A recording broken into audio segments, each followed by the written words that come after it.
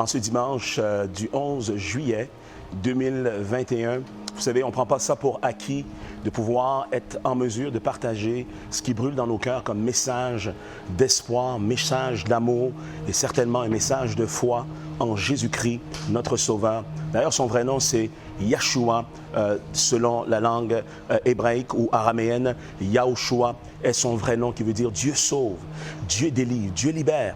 Et non seulement il libère de nos péchés, il libère du péché, il libère de nos vicissitudes, il nous libère de nos maladies, de nos liens, de nos oppressions, il nous libère de tout ce qui nous assaille. Et que quelqu'un dans l'auditoire puisse dire Amen, Amen et Amen. Je prends le temps d'honorer aussi et remercier de tout cœur. On ne prend pas ça pour acquis. On remercie André Pitre qui est tellement généreux, qui nous permet, n'est-ce pas, de pouvoir diffuser ce signal, même à l'intérieur de son réseau. Et je trouve que c'est un homme courageux d'avoir pris ce pas.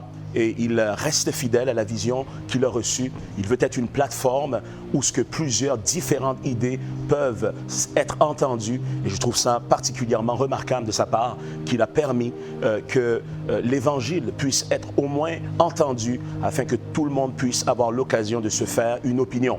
Et donc aujourd'hui, on aimerait vous inviter à écouter ce message qu'on a à cœur de partager aujourd'hui dans le contexte de ce qu'on vit dans notre époque. C'est le thème suivant, et j'espère que vous puissiez le répéter ensemble avec moi. La lumière ou lumière est celle de la terre. On va réessayer ça encore. Lumière est celle de la terre. Lisons ensemble, si vous le veuillez bien, dans Matthieu 5, 13, le verset 16. Vous êtes le sel de la terre. Mais si le sel perd sa saveur, avec quoi la lui rendra-t-on? Il ne sert plus qu'à être jeté dehors et foulé aux pieds par les hommes. Vous êtes la lumière du monde, va nous dire Jésus. Une ville située sur une montagne ne peut être cachée. Et on n'allume pas une lampe pour la mettre sous le boisseau, mais on la met sur le chandelier. Et elle éclaire tous ceux qui sont dans la maison. Que votre lumière luise. Dites que notre lumière luise. Un peu plus fort, que notre lumière luise. Ainsi devant les hommes, afin qu'ils voient vos bonnes œuvres et qu'ils glorifient votre Père qui est dans les cieux. Votre Père qui est dans les cieux. Aujourd'hui, on va parler du sel de la terre. La semaine prochaine, si Dieu le permet, on va pouvoir entamer la dimension de la lumière spirituelle que nous sommes en Christ. Mais aujourd'hui, j'aimerais parler du sel de la terre et de notre fonction comme sel, spirituellement parlant, sur terre. D'abord et avant tout, parlons du sel naturel. Vous savez, le sel connaît diverses sources.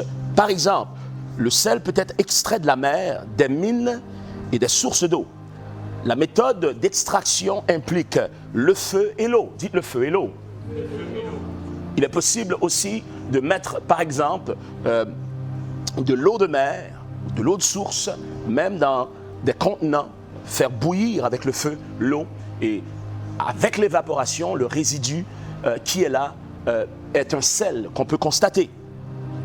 Lorsqu'on parle de l'historicité ou bien l'histoire du sel, eh bien, le sel a connu une appellation bien commune à son époque où elle était appelée l'or blanc. L'or blanc. Parce que le sel était une façon même, n'est-ce pas, de transiger, de faire des transactions, de faire du troc.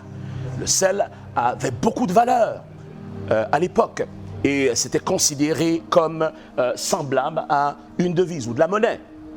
Et donc, ça, c'est intéressant à s'en souvenir. En anglais, il y a un dicton, je ne sais pas si on connaît l'équivalent en français, mais en anglais, il y a un dicton qui dit « He's worth his salt ». He's worth his salt. Si quelqu'un fait application à un travail, pour un travail ou un poste donné, et qu'il se sent qualifié et que l'employeur est d'accord avec lui, qu'il est qualifié, eh bien, l'employeur peut regarder son gérant et lui dire « Eh bien, cet homme-là, eh bien, il vaut son sel. Il vaut son sel en anglais. He's worth his salt ». Parlant de la valeur du sel. Et donc, quand Christ déclare que vous êtes le sel de la terre, c'est pas sans valeur. Dis amen rapidement si tu es d'accord. Regarde ton voisin, dis-lui, je suis sel et tu es sel de la terre si tu as mis ta confiance en Jésus-Christ comme Sauveur et Seigneur. Écoutez, j'aimerais parler quelque peu juste en guise d'introduction par rapport au message aujourd'hui des propriétés diverses par rapport au sel, mais d'abord et avant tout, parlons de divers types de sel qui existent.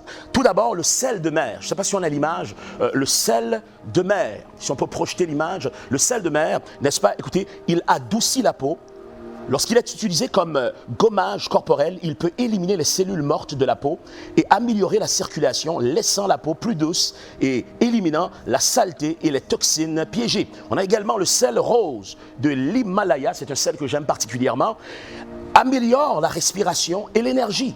Le sel émet des ions uniques qui purifient l'air, neutralise les polluants environnementaux pour aider à prévenir les allergies et l'asthme. Il stimule l'énergie, le bien-être et la résistance aux maladies. Allons voir maintenant le sel rouge hawaïen. Le sel rouge hawaïen est particulier, il booste l'énergie.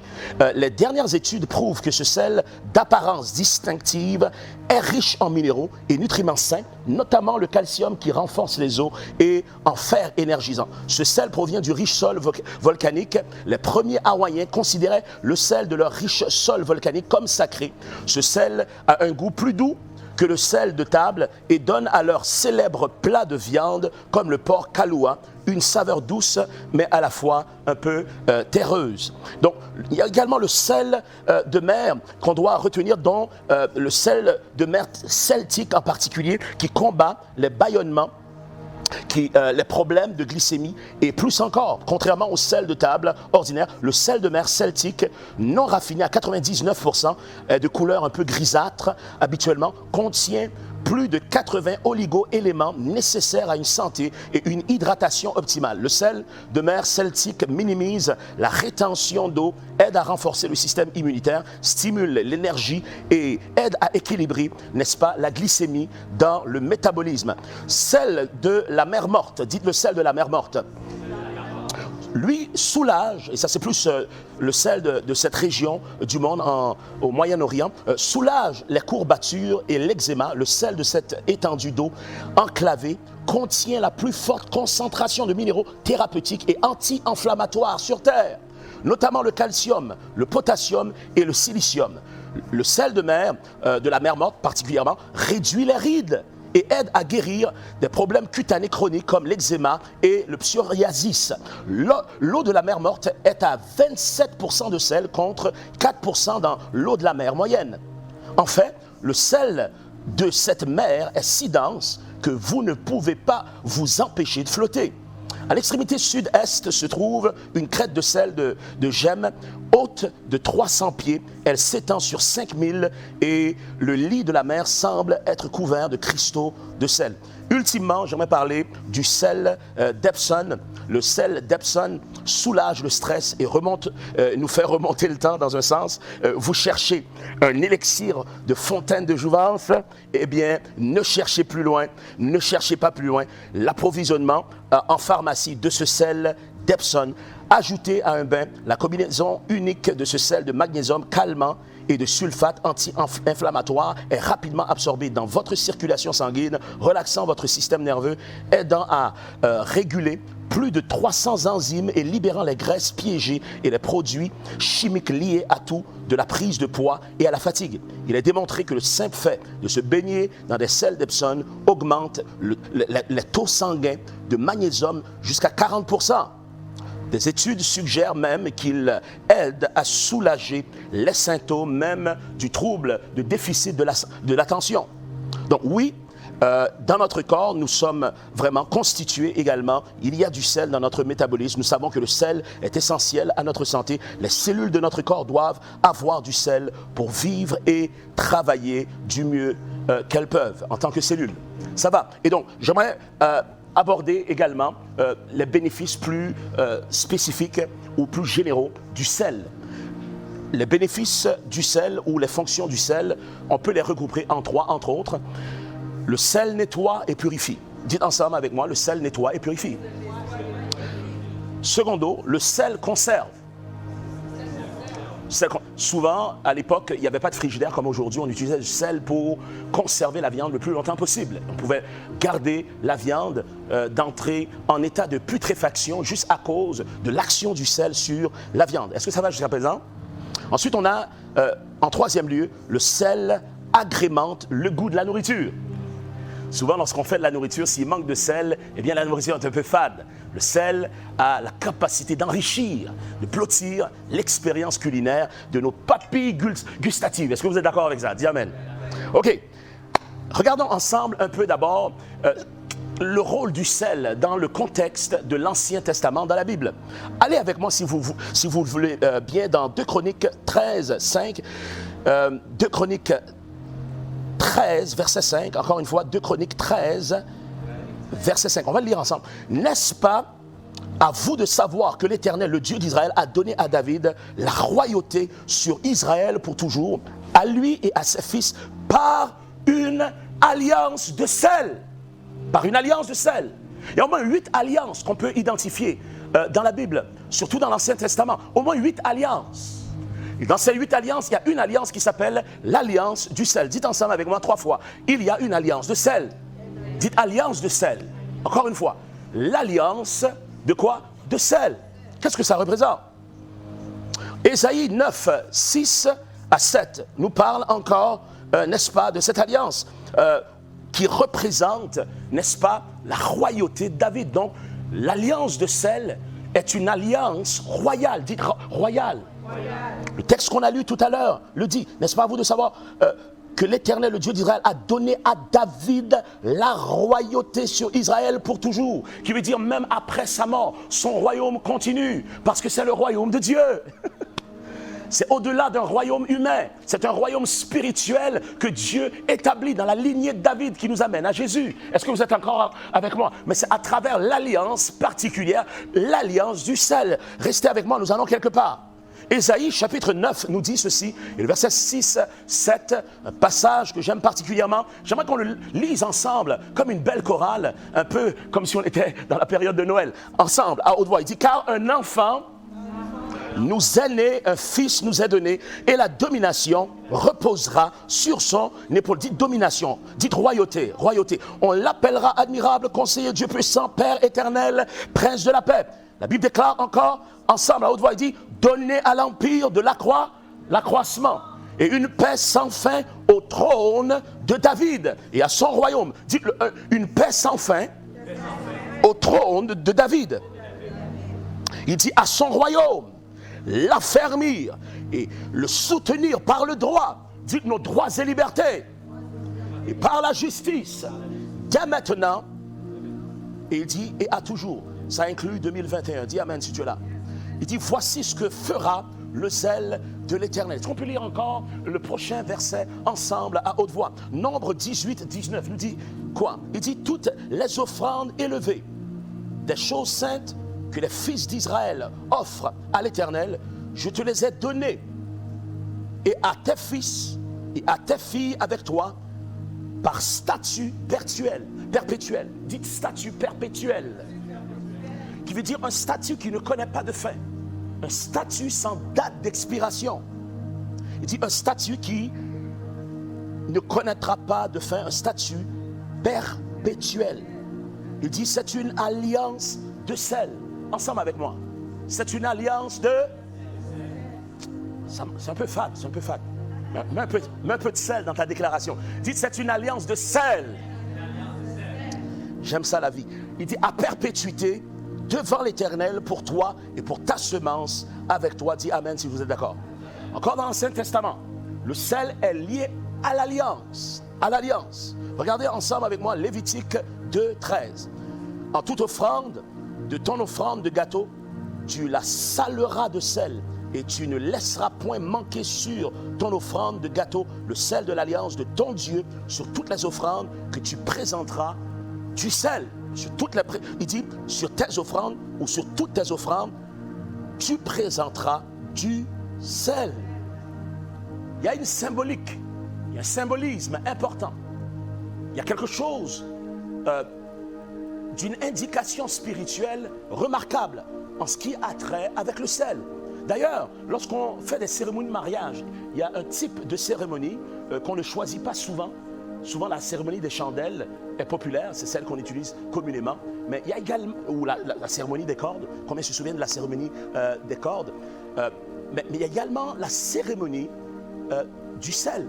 La cérémonie du sel, et ça provient beaucoup des Juifs, de la culture juive, où eh bien, on a 2 carafes, n'est-ce pas, remplies de sel, si je me souviens bien, et l'homme et la femme neuvement mariés versent le sel ensemble dans un seul vase. Et ça symbolise une alliance et non un contrat. Parce qu'un contrat peut se briser, mais une alliance est éternelle. Dis Amen. Dans le sens où le défi maintenant, c'est d'identifier quel grain de sel appartient à la fiole de l'homme et quel autre grain de sel appartient à la fiole de la femme. C'est une tâche carrément impossible. Et donc l'idée, c'est que le sel est apparenté ou fait référence à une alliance non violable, une alliance qu'on ne peut pas briser, une alliance perpétuelle, une alliance pour toujours, une alliance éternelle. Restez avec moi, nous allons quelque part. Mais dans le Nouveau Testament, la Bible fait référence au sel spirituel. La Bible déclare que le sel, cette fois-ci, n'est pas l'ingrédient qu'on met sur les aliments, mais c'est de l'élément imbattable et qui est puissant qu'on répand sur la terre. La Bible déclare que vous êtes le sel de la terre. Nous sommes ce sel entre les mains de Dieu. Et nous avons une fonction pour affecter l'humanité positivement. Acclame le Seigneur pour la saveur que Dieu t'a donnée. Dis Amen, Amen et Amen. Écoutez avec moi, nous allons quelque part. Matthieu 5, 13 nous dit ceci. J'aimerais qu'on le lise ensemble. On m'a laissé un peu tomber tout à l'heure. Est-ce qu'on peut lire ensemble à haute voix? Il manque de sel dans l'audience. Amenez-moi un peu de sel, amenez-moi un peu de tabasco. Amen. Il faut que ça chauffe. J'aime ça quand ça chauffe, moi. Hein? All right. Plus fort. Allez, Matthieu 5, 13 nous dit quoi? Nice. Disons-le ensemble à haute voix. Vous êtes le sel de la terre. Mais si le sel perd sa saveur, avec quoi la lui rendra-t-on? Il ne sert plus qu'à être jeté dehors et foulé aux pieds par les hommes. Foulé aux pieds par les hommes. Il y a un de ces jours, il y a un pasteur l'année passée qui me disait, écoutez, dans ses études, il a découvert que cette phrase, foulé aux pieds par les hommes, représente le fait que même lorsque le sel perd sa saveur, elle a moins de valeur que, comment on appelle l'ingrédient, l'engrais qu'on met dans la terre, le fumier. Donc, ce texte est en train de faire référence au fumier, qui veut dire, lorsque le sel qui est censé être salé n'a plus de saveur, elle a moins de valeur que le fumier. Elle a moins de valeur que les excréments animaliers. Est-ce que c'est clair? J'espère que je ne trouve pas votre appétit, tandis qu'on est encore proche n'est-ce pas, on n'est pas trop loin du dîner pour ramener dans la bouche ce qu'on a mangé, mais c'est un peu ce que ça dit. Le sel sans saveur a moins de valeur que le fumier et les excréments des animaux. C'est grave. Et la seule chose qui lui reste comme destinée, c'est d'être foulé aux pieds par l'humanité. Et aujourd'hui, si nous sommes sincères, l'Église du Seigneur au Québec a perdu sa saveur. Oui, aujourd'hui, l'Église du Seigneur est foulée aux pieds par les Québécois. Oh, il n'y a personne qui dit Amen, mais je dis Amen pour vous tous, parce que c'est une vérité.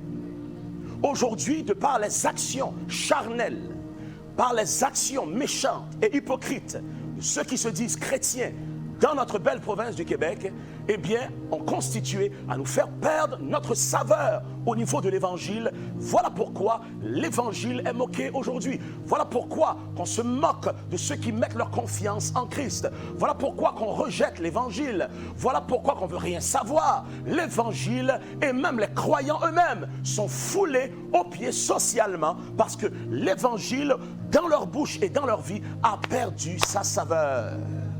Je laisse quelques secondes pour donner l'occasion à quelqu'un de briser le silence par un amen réfléchi. Romains 12, 1 nous dit ceci. Je vous exhorte donc, frères, par les compassions de Dieu, à offrir vos corps comme un sacrifice vivant, saint, agréable à Dieu, et qui serait pour votre part un culte raisonnable. La Bible déclare dans l'Ancien Testament que les sacrifices ne devaient pas se faire au niveau de la viande devant Dieu sans contenir du sel, sans contenir une dimension d'alliance. Aujourd'hui, beaucoup de chrétiens vont à l'église. Beaucoup de chrétiens prient Dieu comme Papa Noël afin de répondre à leurs besoins. Beaucoup de gens se souviennent de Dieu lorsqu'ils ont des problèmes seulement. Mais lorsque ça va bien, on oublie Dieu. C'est pas important. C'est juste lorsqu'on a besoin de l'abuser qu'on vient devant lui pour le prier. Mais lorsqu'on a reçu ce qu'on a reçu, eh bien, on oublie Dieu. Il passe à l'oubliette très, très rapidement. On a un peuple sans sel. En d'autres termes, on a un peuple qui n'est pas en alliance avec son Dieu. On a un peuple qui n'a pas mis sa confiance et la gouvernance de sa vie entre les mains du Seigneur dans une alliance solide et perpétuelle.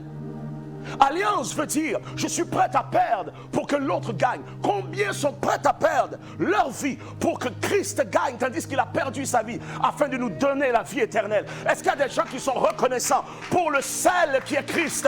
Oh, le grand sel qui a été manifesté sur la croix du Calvaire pour nous. Crie Alléluia et remercie le Seigneur pour l'alliance du sel avec Jésus-Christ lui-même. La Bible déclare et il nous donne l'exemple en étant sacrificateur et sacrifice en même temps. Et aujourd'hui, nous sommes des sacrificateurs selon l'ordre de Melchisédek. Nous sommes appelés à être des modèles qui suivent son modèle, à être des sacrificateurs, non seulement pour le peuple, mais qui deviennent le sacrifice dans leur vie, en même temps pour Dieu. Donc ils sont sacrificateurs pour le peuple, mais ils sont un sacrifice d'obéissance envers Dieu. Qu'est-ce que ça veut dire? Ça veut dire que même lorsque Dieu te demande de laisser quelque chose que tu veux garder, ça te fait excessivement mal, mais tu es prêt à le faire et tu obéis. Ça s'appelle le sacrifice d'une vie. Sacrifice d'obéissance. À offrir même vos corps en sacrifice devant Dieu. Vous savez que le péché sexuel existe. Et ce péché sexuel, c'est de pratiquer cette bénédiction que Dieu a donnée à l'homme, qui est l'intimité sexuelle entre un homme et une femme mariés, et de l'exercer à l'extérieur même des barèmes du mariage que Dieu a prévu pour ce plaisir et cette bénédiction. Lorsqu'on jouit de cette bénédiction de façon illicite, hors des barèmes de pureté du mariage, on est en train d'oublier d'offrir nos corps en sacrifice devant Dieu. Oh, les amen ne sont pas forts juste là. Dis amen eux. Mon corps doit être un sacrifice vivant devant Dieu. Également, tu peux acclamer le Seigneur pour celui-là aussi. Dis amen eux. Dis amen. La Bible déclare, il dit, ce qui serait de votre part aucun avantage de faire autrement. Le culte raisonnable, c'est en fait le culte intelligent. Dans la version de Darby, je la lis, il dit, je vous exhorte donc frères par les compassions de Dieu à préserver vos corps en sacrifice vivant. Dieu préfère les sacrifices vivants plus que les sacrifices morts. Dieu préfère les sacrifices d'une vie d'obéissance plus que les sacrifices d'animaux. Dites sacrifice vivant. La Bible déclare saint, dites saint. Agréable, dites agréable à Dieu. Ce qui serait votre service intelligent. Beaucoup de gens servent Dieu sans intelligence. Ils ont un zèle sans intelligence. Ils sont dans la chorale, ils sont ici, ils sont là-bas, ils sont portiers, ils sont dans le son, ils sont au niveau des musiciens, ils sont partout, ils prêchent, ils enseignent, ils font toutes sortes de trucs. Mais en réalité, ils ne sont pas un sacrifice saint et agréable. Ce sont des gens qui opèrent sans intelligence spirituelle. Ils sont dans un zèle sans intelligence et parfois même dans un zèle amer. La Bible déclare, et je lis, dans Colossiens 4, 5, 6, qu'est-ce que j'ai dit? Je fais semblant d'avoir oublié. J'ai peut-être pas compris, qu'est-ce que vous dites? Colossiens 4, versets 5 et 6. Lisons ensemble à haute voix, qu'est-ce qui est écrit? Il dit, conduisez-vous avec sagesse envers ceux du dehors et rachetez le temps. Que votre parole soit toujours accompagnée de grâce, assaisonnée de sel, afin que vous sachiez comment il faut répondre à chacun. Comment il faut répondre à chacun. On a besoin de sel dans nos vies, afin que nos paroles aient du goût. On a besoin d'être en alliance avec Dieu réellement, sincèrement, sans hypocrisie, afin que lorsqu'on ouvre la bouche, ce qui sort ne soit pas fade à l'âme des gens qui écoutent. Lorsque tu vis quelque chose de réel avec Dieu, tu es salé de feu. Lorsque tu vis quelque chose d'authentique, même avant que tu ouvres la bouche, les gens le ressentent et sont touchés. Lorsque tu ouvres ta bouche pour parler de Jésus, les paroles qui sortent sont savoureuses, spirituellement parlant. Parce que ce sont des paroles qui sont salées de sel. Dis amen, amen et amen. La Bible déclare, il dit même dans des conflits, on doit apprendre à utiliser la langue et à y rajouter du sel spirituellement. Être capable d'emmener une correction, une réprimande, d'être capable d'emmener un point, un conseil, d'être capable de ramener quelqu'un avec du sel, avec de la grâce. Oh, j'aurais espéré que quelqu'un risque un amen juste là. Mais souvent, ce qu'on voit, c'est que beaucoup d'entre nous, comme croyants, eh bien, on déclare la vérité sans agapé. Et on est surpris de voir que les gens sont blessés au lieu d'être restaurés parce qu'on a déclaré la vérité.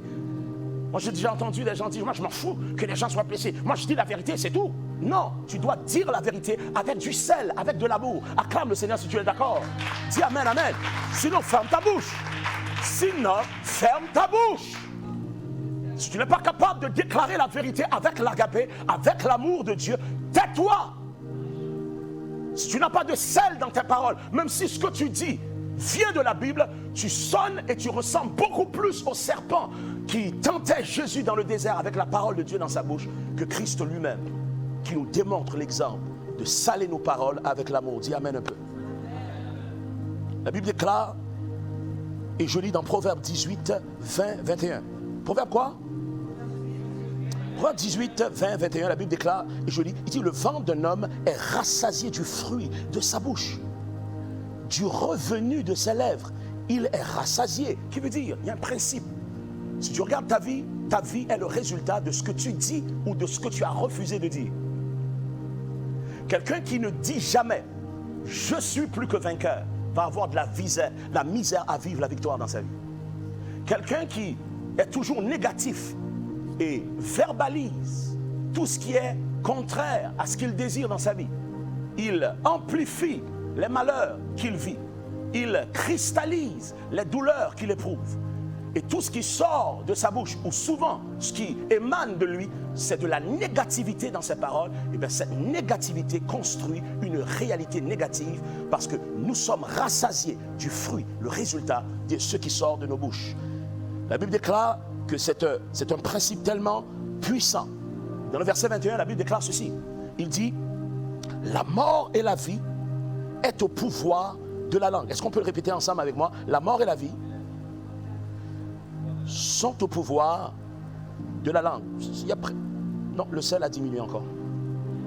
Un peu plus de sel, un peu plus de tonus, un peu plus de zèle, un peu plus de force. Est-ce qu'on peut le répéter encore? La mort et la vie sont au pouvoir. Ils sont à la merci de la langue. Et c'est particulier parce que, vous savez, le sel contient des ions, écoutez, contient des ions positifs et négatifs. Le sel. Qui veut dire, le sel contient la capacité d'emmener la vie et la capacité d'emmener la mort. En fait, le sel est utilisé souvent même comme un antiseptique. Pour éliminer même les infections, pour tuer les infections. Et elle est utilisée aussi pour saler les aliments qui nous donnent la vie. Est-ce que vous êtes là avec moi? Donc, lorsqu'on parle du sel, ça fait référence à qu'est-ce qui sort de notre bouche également. D'ailleurs, le livre va dire que votre parole, que vos paroles soient accompagnées de grâce et assaisonnées de sel. Et donc, la Bible déclare, et je continue dans le livre de... En fait, on peut aller voir plus loin dans le livre de Matthieu 12, 37, dans cette même idée, car par tes paroles, tu seras justifié, et par tes paroles, tu seras condamné. Et donc, on voit que même les paroles dans nos vies, n'ont pas seulement un impact sur ceux qui nous entourent, mais ont d'abord un impact sur nous-mêmes, par nos propres paroles, tout dépendant de la façon que le sel est employé dans nos vies. Eh bien, on peut être justifié, et par nos propres paroles, on peut être condamné également. Restez avec moi, nous allons quelque part. 2 Corinthiens 2, 15, 16. De quoi? 2 Corinthiens 15 et 16. Nous en effet, pour Dieu, nous sommes en effet pour Dieu la bonne odeur de Christ parmi ceux qui sont sauvés et parmi ceux qui périssent. Aux uns, une odeur de mort, donnant la mort. Aux autres, une odeur de vie, donnant la vie. Et qui est suffisant pour ces choses. Qui est suffisant pour ces choses. Je suis allé voir le texte dans l'anglais. Le même texte dit ici, il dit, for he are unto God a sweet savor. Saveur. Nous sommes une saveur spirituelle sur terre. Et pour l'un, on donne la vie, comme le sel. Et pour d'autres, c'est la mort qui est causée spirituellement. Et donc, pour l'un, la vie vient, et pour les autres, la mort s'ensuit. Et j'aimerais que nous puissions réaliser que comme sel sur terre, notre fonction, c'est d'emmener la vie à ceux qui étaient morts. et d'emmener la mort au royaume de la mort. Dis amen, amen et amen. Oh, alléluia. Que tu puisses avoir une saveur qui éjecte la vie et qui manifeste la mort à tous qui méritent la mort au niveau des ténèbres. Dis amen, amen et amen. Parle d'une mort spirituelle qui affecte même le terrestre. Dis amen 3 fois si tu es d'accord. Regarde quelqu'un, dis-lui, es-tu salé de Dieu? As-tu la saveur de Christ? Portes-tu l'arôme, l'odeur de l'Esprit Saint? Portes-tu le parfum du ciel avec toi? Dis amen si c'est vrai. Oh, alléluia. Restez avec moi, nous avons presque terminé. La Bible déclare ceci dans Matthieu 16, 6. Il dit, Jésus leur dit, gardez-vous avec soin du levain des pharisiens. Répétez ensemble avec moi, gardez-vous avec soin du levain des pharisiens. Et la Bible déclare et rajoute même des sadducéens. Le pharisien, c'est celui qui veut servir Dieu avec sa force, ses talents, ses idées, ses intentions, ses émotions. Mais ça ne vaut que dalle, parce qu'on ne peut pas servir Dieu sans Dieu. Ça prend l'Esprit de Dieu par sa parole en nous pour satisfaire l'attente de Dieu lorsqu'on est en train de le servir. Oh, tu n'as pas été d'accord. Sois pas fâché, c'est une vérité. Sois pas fâché, c'est une vérité. Dieu est tellement excellent.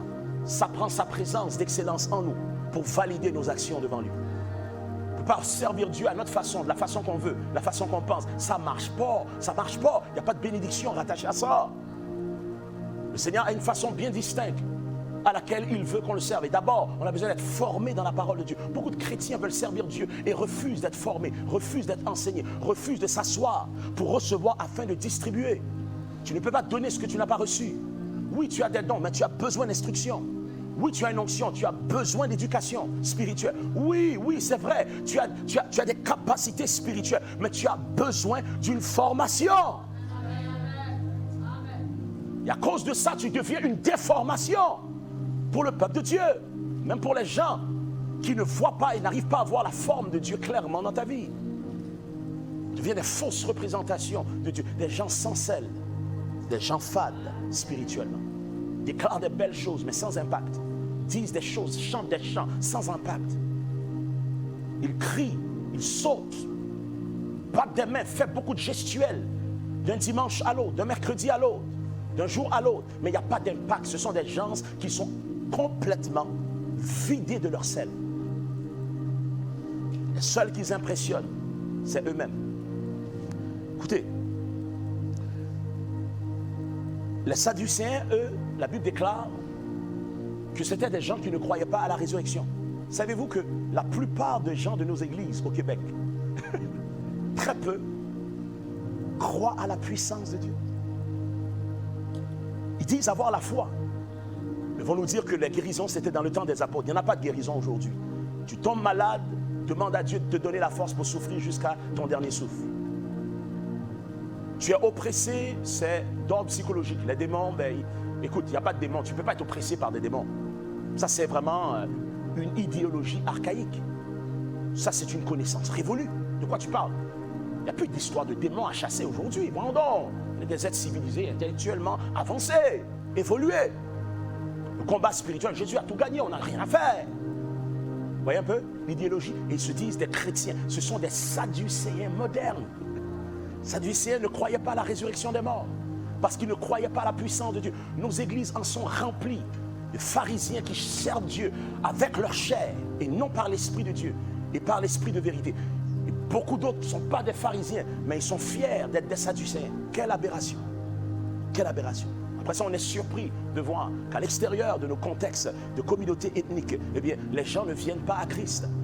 Mais on est sans saveur, on a perdu notre sel depuis bien longtemps. Bien longtemps. Vous savez, ce qui est particulier au niveau du sel, c'est que c'est un grain d'un cube parfait, habituellement. Le cube, ça représente le cube. Le cube représente la perfection du royaume de Dieu. Dites, le cube représente la perfection du royaume de Dieu. Le grain de sel représente le royaume de Dieu, le domaine de Dieu dans sa perfection et dans sa maturité pleine. Regardons ensemble ce que l'Apocalypse nous dit ici. Apocalypse 21, 15, 16. Est-ce qu'on peut le lire ensemble à haute voix si vous l'avez? Qu'importe la version que vous avez. On va la lire ensemble à haute voix. Même vous qui m'écoutez aujourd'hui, on vous invite à le lire ensemble avec nous. La Bible déclare dans Apocalypse 21, versets 15 et 16, on le lit ensemble, et celui qui me parlait avait pour mesure un roseau d'or, pour mesurer la cité et ses portes et sa muraille. Et la cité est bâtie en carré, dites en carré. Et sa longueur est aussi grande que sa largeur, c'est un cube. Il mesura la cité avec le roseau jusqu'à 12 000 stades. Sa longueur et sa largeur et sa hauteur étaient égales. On parle de la Nouvelle Jérusalem. On parle de la ville située sur une montagne. On parle du royaume de Dieu. Le sel représente le royaume de Dieu, un cube. Est-ce que vous êtes là avec moi? Dis Amen un peu. Et donc ma question aujourd'hui, à la conclusion de ce message, est la suivante. As-tu perdu ton sel? Croyant en Jésus-Christ aujourd'hui qui m'entend, as-tu perdu ta saveur? As-tu encore ta saveur? En fait, une autre question qui me vient à l'esprit, as-tu déjà eu du sel? Parce que certains d'entre nous, on est dans l'église pendant 20 ans, 30 ans et on n'a jamais été salé pour Dieu. On est resté sans saveur depuis le premier jour de notre soi-disant conversion, qui n'est pas une conversion en réalité. Parce que la conversion veut dire être transformé. Mais le même vieux caractère rempli de faiblesse est encore le même après 25 ans. Oh, on a notre Bible en main. On a notre chant d'espérance. Mais notre évangile est fade. Il est dilué. Pourquoi? Parce qu'on n'a jamais eu de sel, ou si on l'avait ce sel dans les débuts de notre relation avec le Seigneur, on ne l'a plus aujourd'hui. On n'a plus de zèle. On n'est plus excité à savoir que Christ nous aime. On n'est plus excité à savoir qu'on va dans la maison du Seigneur pour célébrer le nom du Seigneur. On n'est plus excité à savoir comment servir de la meilleure façon pour être une bénédiction à Dieu et être une bénédiction pour l'humanité. On a perdu notre sel. Plusieurs d'entre nous qui nous écoutent aujourd'hui, vous avez une vie stable, pas trop de remous, pas trop de trous, pas trop de problèmes, ça va, ça gaze. Tout est tranquille, tout est bien chill, comme on dit. Mais vous êtes sans sel et Dieu vous interpelle aujourd'hui. Changez vos vies. Mettez de la saveur dans votre vie spirituelle. Permettez au sel d'être restauré dans le nom de Jésus-Christ. Est-ce qu'il y a des gens qui sont avec moi pour être salés de feu aujourd'hui? Laissez-moi vous entendre faire du bruit dans ce lieu, si c'est vous, dans le nom de Yahweh.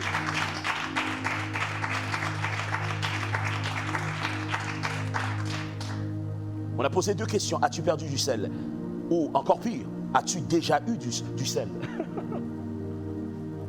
Et la troisième question qui s'impose, c'est comment as-tu perdu ton sel si tu l'as perdu? Comment? Écoutez bien. La tiédeur et l'habitude face à Dieu et la faveur de Dieu.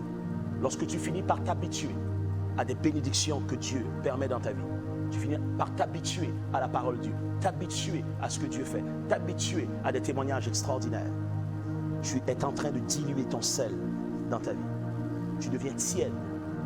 Tu n'es pas froid, c'est-à-dire tu n'es pas dans le monde, mais tu n'es pas 100%, comme on dit en créole, tête calée en Dieu, enflammé pour lui.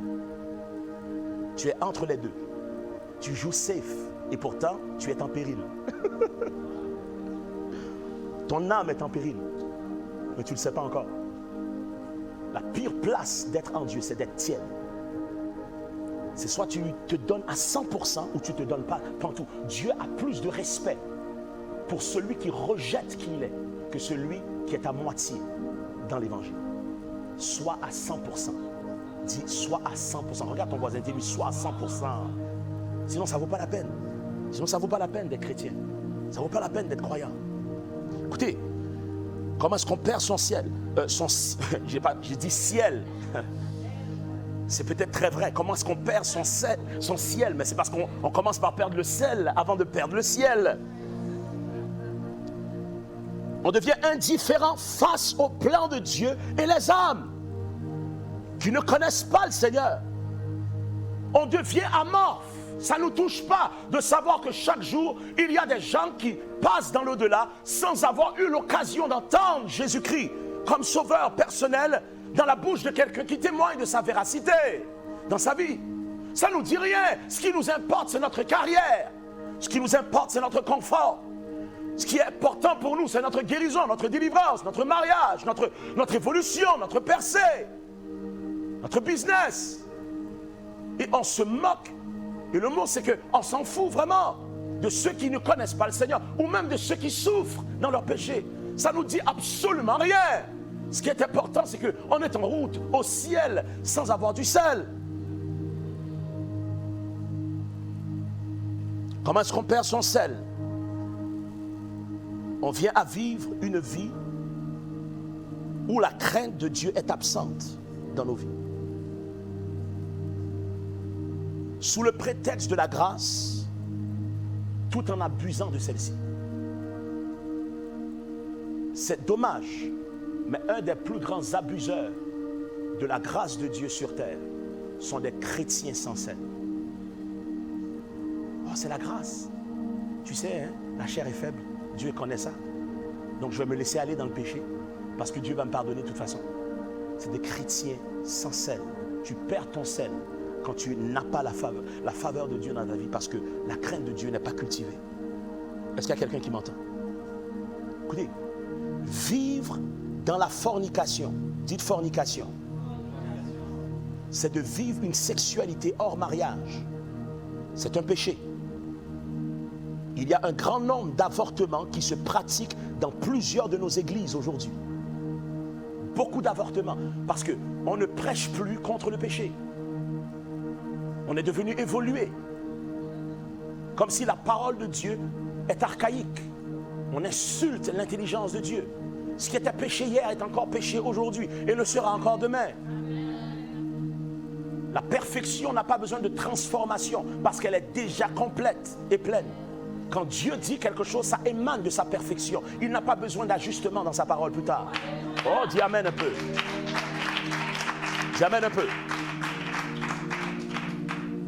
Il y a toutes sortes de pratiques sexuelles qui prennent place devant Dieu, même au sein de ceux qui servent sur l'autel de Dieu dans nos assemblées aujourd'hui. On allume des feux étrangers et on n'a pas la crainte de Dieu pour comprendre qu'il y a un châtiment qu'on prépare contre nous lorsqu'on fait ces choses. Tu ne veux pas vivre pour Dieu, sors de l'église, va pratiquer tes saletés. Mais tu oses venir et tremper tes mains dans le service, le ministère de Dieu, tandis que tu vis dans le péché, la licence sexuelle chaque jour, chaque semaine de ta vie. Comment est-ce qu'on perd le sel? Dans ce genre d'attitude de libertinage. La Bible déclare, conservez-vous purs. Offrez vos corps comme un sacrifice vivant. J'aurais espéré un amen plus fort que ça. Adultère. Les gens qui trompent leur femme, trompent leur mari. Fornication. Des gens qui ne sont jamais mariés, mais ils sont actifs sexuellement et se disent chrétiens. L'homosexualité, des orgies, toutes sortes de licences sexuelles. Et tout le monde se sent à l'aise. Il n'y a aucun défaut de conscience parce qu'on a gradué du péché à iniquité. On n'est plus des pécheurs lorsqu'on accepte Jésus. On est des justes, on est des saints, la Bible déclare. Par la foi, pas à cause de nos mérites, mais à cause de ce que Christ a fait. Mais la tragédie, c'est que même si on est juste, on peut passer de juste, puisqu'on n'est plus pécheur, à inique. Qui veut dire, notre conscience est cautérisée. On n'a plus de remords, on n'a plus de regrets. On est à l'aise dans notre bourbier. On plonge et on nage dans notre vomissement spirituel. Et on élève les mains, on ose prêcher dans cet état.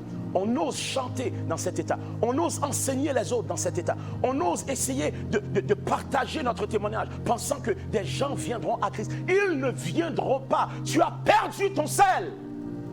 Depuis bien longtemps. Ton évangile est fade. C'est fake. C'est faux. Tu n'impressionnes personne que toi. Ni Dieu, ni les mouches, ni Satan, personne n'est impressionné par ce genre de spiritualité. Tu as perdu ton sel et tu te sens à l'aise avec ça. Écoutez, il y a un frère de l'Assemblée de l'Église Nouvelle Création qui m'a dit, lorsqu'il était dans une autre assemblée, il était impliqué dans cette assemblée-là et puis il a pris connaissance d'un frère qui est musicien, très bon musicien, qui s'amusait à coucher avec les filles de l'église, qui s'amusait à coucher avec beaucoup de femmes dans l'église. Il n'était même pas marié à l'époque. Et l'une d'entre elles est tombée enceinte. Et il a forcé la fille à assassiner l'enfant, à avorter l'enfant. Il a continué à jouer sur le stage, sur l'autel de Dieu, de dimanche en dimanche, ses mains souillées de sang et son corps infecté d'impureté sexuelle. Il a continué pendant des années. Le frère m'a dit, étant dans la direction, il a parlé au pasteur. Le pasteur était au courant de la vie de ce musicien et de comment il était en train de mettre des filles enceintes et comment il était en train de plonger des filles dans l'iniquité, la débauche morale. Et le pasteur titulaire de l'église a répondu à ce frère. Il dit, je ne peux pas l'asseoir, je ne peux pas le mettre sur discipline ou l'enlever de sa fonction comme musicien. Il est trop bon, il a un trop gros talent. Il faut le garder, on n'a pas le choix, on doit le garder. The show must go on. Ici même à Montréal, ça se passe. Ça s'est passé. Et ça se passe encore. The show must go on. Voici ce que dit le Seigneur. Voici ce que dit l'Éternel. Le show est terminé. Le cirque prend fin. Christ expose tout ce qui est caché à cette heure. Le jugement commencera par ma maison, dit Dieu. Tout ce qui est caché sera découvert, dit l'Éternel. Je vous enseignerai la crainte de mon nom à nouveau à travers le zèle de mon amour qui vous consumera à travers ma correction et disciplinera vos vies. Réformez vos voies et vous vivrez. Réformez vos voies et vivez. N'endurcissez pas vos cœurs et vous vivrez. Je suis l'Éternel, je suis le Dieu d'âge en âge et je ne change pas. Ma rétribution est avec moi pour rendre à chacun selon ses œuvres au Montréal. Nous avons perdu la saveur. Notre message est devenu fade et sans impact, les amis. Aucune puissance, aucune pertinence pour adresser les enjeux de notre époque et manifester des solutions tangibles et durables. C'est un genre d'évangile qui n'a aucun rapport avec sa société et le monde dans lequel il vit. Voilà pourquoi les gens ne viennent pas à Christ et se moquent de Christ aujourd'hui. Nous sommes foulés aux pieds par les hommes. Écoutez bien, dans Marc 9, 49, en descendant, la Bible déclare, et la Louis II ne nous donne pas une traduction juste. D'ailleurs, la moitié du verset est donnée. Il y a une moitié qui a été chopée dans la Louis II. Voilà pourquoi je dois la lire dans la Louis II, la lire en anglais, dans la King James, pour que vous voyez la différence. On va la lire dans la version francophone Darby, pour que vous puissiez comprendre ce que le texte est en train de dire et pas déformer son sens. La Bible déclare dans Marc 9, 49, Marc quoi? Car tout homme sera salé de feu. Et ça s'arrête là. Tandis qu'en anglais, dans Marc 9, 49, la King James dit ceci. For everyone shall be salted with fire and every sacrifice shall be salted with salt. With salt. La partie où ce que ça dit, et tout sacrifice sera salé de sel, a été complètement enlevé dans la Louis II. Allons le voir dans Darby. La Bible déclare, il dit, car chacun sera salé de feu et tout sacrifice sera salé de sel. Au moins dans la Darby, il conserve le texte originel. Il dit, et tout sacrifice sera salé de feu. Lorsque la Bible déclare, il dit, tout homme sera salé de feu, le Seigneur n'est pas en train de dire que tout homme va être pitché en enfer pour être brûlé par le feu de l'enfer. C'est pas ce qu'il est en train de dire. Il est en train de dire qu'il vient un temps où ce que tout homme sur terre sera salé du feu de Dieu. Et que toute vie va vouloir être donnée de par sa propre volition comme un sacrifice vivant, salé du sel de Dieu, en alliance avec le Seigneur. Est-ce qu'il y a des gens qui reçoivent cette prophétie pour la planète Terre? Laisse-moi t'entendre faire du bruit dans le nom de Yahweh. Tout homme sera salé de feu. Et tout sacrifice sera salé de sel. Sera salé de sel. My God. My God. Écoutez, il dit dans Apocalypse 3, 15 et 16, je connais tes œuvres, je sais que tu n'es ni froid, ni bouillant, puisses-tu être tiède, entre guillemets, sans sel, puisses-tu être fade, en d'autres termes. Il dit, ainsi parce que tu es tiède. Ainsi parce que tu es tiède et que tu n'es ni froid, ni bouillant, je te vomirai de ma bouche. Tu seras extirpé hors de moi, comme corps. Pourquoi? Parce qu'un chrétien sans saveur a perdu le goût. A perdu le goût. Il n'y a plus de goût, il n'y a plus de saveur, il n'y a plus de fragrance. Il n'y a plus aucune utilité. C'est quelqu'un qui respire mais qui ne vit pas. Il existe, mais est loin de la vie de Dieu et de la réalité de Dieu. Oh, il va à l'église. Il est impliqué, il a même des titres. Pasteur, enseignant, pasteur de jeunesse, dirigeant de chant. D'ailleurs, il y a une église à Montréal encore, la personne même qui fait la louange, très exubérant, très zélé, très talentueux, belle voix mélodieuse. Mais il a de la misère à garder son pantalon sur lui parce qu'il visite les femmes de l'assemblée, qui ne sont pas ses femmes, qui ne sont pas sa femme. Mais on l'utilise quand même parce qu'il est talentueux. Voyez-vous, l'Église a été infectée et corrompue parce que depuis bien longtemps, l'Église a enterré son sel. Bien-aimé, on n'impressionne personne et surtout pas Dieu. On a besoin de repentance. J'acclame le Seigneur pour celle-là aussi. On a besoin de récompense. On a besoin de... J'allais dire, on a besoin de récompense, plusieurs d'entre nous. Mais ce qu'on a réellement besoin, au lieu de prier pour des récompenses, c'est la repentance. On prie pour des bénédictions au lieu de prier pour notre transformation. L'évangile n'est pas un jeu, les amis. La spiritualité réelle n'est pas un jeu. On moissonne ce qu'on sème. Tôt ou tard, un jour. Et vaut mieux tôt que tard. Vaut mieux moissonner, même de nos mauvaises œuvres, tôt plutôt que tard. Parce que si c'est trop tard, on n'a même pas le temps de réparer. Tandis que si c'est tôt et que Dieu nous châtie et nous corrige, ça peut faire mal aujourd'hui, mais ça peut emmener la vie dans nos vies et à travers nos vies pour d'autres vies demain. Est-ce qu'il y a quelqu'un qui peut dire Amen? Est-ce que tu as encore ton sel? Est-ce qu'il y a place pour augmenter le sel dans ta vie? La Bible déclare, il dit, moi je reprends et je châtie tous ceux que j'aime. Aie donc du zèle et repens-toi. Aie donc du sel aussi et repens-toi, en d'autres termes. Dans Apocalypse 3, verset 19.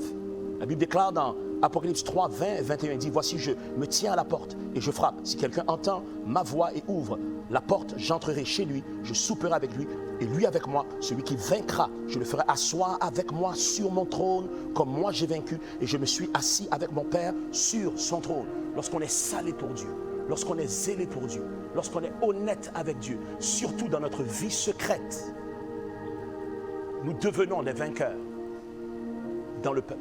Et la Bible déclare que nous allons nous asseoir avec lui sur son trône, pas devant son trône, avec lui sur son trône. Quelle merveille! La Bible déclare dans Éphésiens 2,6, il nous a ressuscités ensemble et il nous a fait asseoir ensemble avec lui, ou dit ensemble avec lui, dans les lieux célestes en Jésus-Christ. Il nous a fait asseoir ensemble dans les lieux célestes, pas devant Jésus-Christ, mais en Jésus-Christ. Si nous sommes en Jésus-Christ, c'est que nous sommes avec lui, assis sur son trône, si nous sommes salés de sa présence. Acclame le Seigneur pour la saveur du Saint-Esprit. Il dit acclame le Seigneur pour la saveur de l'Esprit Saint. Dis Amen, Amen et Amen. Je termine en disant dans Romains 12, 11, et je vous invite à vous lever, ceux qui sont dans l'auditoire. Et à vous qui m'écoutez aujourd'hui, j'aimerais que vous puissiez nous donner la chance de pouvoir avoir vos oreilles, mais surtout votre cœur pendant quelques secondes. La Bible déclare ceci, il dit, quant à l'activité, pas paresseux, fervent en esprit, servant le Seigneur. La Bible déclare, il dit, soyez fervents, servez le Seigneur, ayez du zèle. En d'autres termes, soyez salés, retrouvons notre saveur spirituelle. Notre vie va connaître un changement. Elle va être même plus juteuse pour nous et conséquemment pour les autres. Dis Amen un peu. Est-ce qu'on peut prier ensemble pour que le sel revienne dans nos vies? Et pour certains d'entre nous, le sel n'est jamais venu. Vous avez connu la nourriture fade de la religion. vous n'avez jamais expérimenté les mets, n'est-ce pas, succulents et les repas copieux que Dieu a préparés comme menu pour notre existence aujourd'hui. Si c'est toi qui veux passer de la religion au royaume de Dieu, qui veux passer de la religion des hommes à une relation avec Jésus, toi qui veux passer de l'habitude au surnaturel, je t'invite à faire cette prière avec moi, si tu es sincère, afin que ta vie soit regorgeante de saveur. Dis avec moi, Seigneur, je veux me repentir. Je veux changer mon idéologie, ma façon de voir, ma perspective sur la vie. Et surtout, sur ma façon de te concevoir. Transforme-moi aujourd'hui. Change mes pensées. Change mon attitude. Enlève toute indifférence. Brise tout endurcissement de mon cœur. Arrache la colère. Enlève la mécréance et l'athéisme, le scepticisme. Emmène réellement une révolution. Environne ma vie. Impacte ma vie. Aromatise mes pensées de ta vérité dans le nom de Yahweh. Ramène le sel de ta personne dans ma vie. Amène le sel de ton esprit dans ma vie. Permets-moi de vivre au-delà de mes limites et de mes capacités, afin, Seigneur, d'être un exemple pour toi devant l'humanité et dans cette société. Seigneur, apprends-moi à marcher avec toi. À partir d'aujourd'hui, je crois que tu es mort sur la croix. Je crois que tu es ressuscité le 3e jour physiquement, afin de payer la conséquence de mon péché, qu'il était de te refuser comme sauveur et Seigneur. Et qu'aujourd'hui, je suis pardonné. Je suis lavé, purifié de mon iniquité, de mes péchés. Et je marche en nouveauté de vie, afin de ne plus jamais être pareil. Fais de moi quelqu'un qui est salé de ton feu, dans le nom de Jésus-Christ. Fais de moi quelqu'un de passionné de qui tu es, passionné de l'évangile, passionné de la spiritualité, passionné des besoins à combler dans la vie des autres, passionné pour le bien, passionné pour se tenir pour la vérité. Oui, Seigneur, fais de moi le sel de la terre. Fais de moi le sel de cette terre, ici au Québec. C'est dans le nom de Jésus, je prie. Fais de moi le sel dans ma famille, le sel parmi mes collègues, le sel au travail, le sel dans les rues, le sel partout, que j'amène la saveur de la vie, que je communique la fragrance de la vitalité en Dieu, qu'il y ait vraiment une résonance dans mon cœur de tout ce que tu as déclaré à travers ce message, et qu'à partir d'aujourd'hui, qu'il n'y a plus de résistance, mais que la vie de Dieu ramène la saveur de Dieu dans mon expérience spirituelle avec lui. C'est dans le nom de Jésus, je prie, qu'il en soit ainsi, dans le nom de Jésus. Je veux prier pour ceux qui sont malades. Si tu es malade, je te mets au défi de mettre ta main sur la partie de ton corps qui est malade. Je déclare guérison maintenant par la puissance de Dieu. Je déclare que cette maladie, cette arthrite, cette arthrose, cette douleur, cette déformation cesse au nom de Jésus-Christ. Qu'il y ait restauration de tes muscles et même de tes os, de tes nerfs également. Tout problème cutané guéri, problème osseux, problème spasme musculaire, problème au niveau encéphalique, problème au niveau, n'est-ce pas, des nerfs brisés, cassés. Je vois quelqu'un ici qui a des troubles au niveau, n'est-ce pas, de motricité. Ton corps tremble, il y a des spasmes, tu n'arrives pas à contrôler les spasmes. C'est un homme, reçois ta guérison maintenant dans le nom de Jésus-Christ de Nazareth. Il y a quelqu'un de l'âge de 46 ans, tu reçois ta guérison également. Je parle à la surdité de cette oreille gauche, complètement débouchée par la puissance de Dieu dans le nom de Yahweh. Quelqu'un est en train de saigner du nez depuis plusieurs jours. Nous cassons cette maladie qui veut commencer à se manifester dans ton système sanguin. Nous ramenons l'ordre dans ton corps dans le nom de Jésus. Même au niveau mental, au niveau même de cette migraine entre les deux yeux qui est là depuis l'âge de 16 ans. Nous prions, il y a guérison dans le nom de Jésus à partir d'aujourd'hui. Que ça te quitte spontanément et que ça ne revienne pas. Nous déclarons toute forme de problème cardiaque, problème d'arythmie cardiaque, problème éternel, Dieu de gloire, au niveau du cancer, tumeur. Vous mourrez dans la présence de Dieu.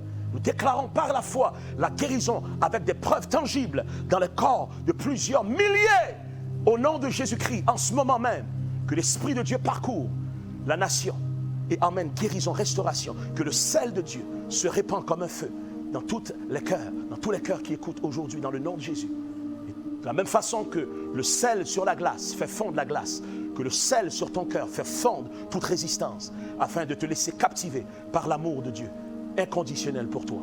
C'est dans le nom de Jésus, je prie qu'il en soit ainsi. Tout esprit de dépression quitte ta vie à partir d'aujourd'hui. Esprit de suicide qui contemple le suicide. Terminé. Je déclare espoir, joie et paix surhumaine dans ta vie. Une paix que tu ne sais pas d'où ça vient. C'est l'Esprit de Dieu. À partir d'aujourd'hui, tu sais que Dieu t'aime et qu'il y a un avenir. Qu'importe l'impasse dans laquelle tu es. Cette impasse sera franchie dans le nom de Jésus par la foi qui émerge et qui prend naissance dans ta vie. C'est dans le nom de Christ que nous prenons le temps de te dire que maintenant, tu es devenu celle de la terre. Que Dieu te bénisse. Bon dimanche et à la semaine prochaine pour une autre diffusion de Cœur à Cœur ENC. Amen.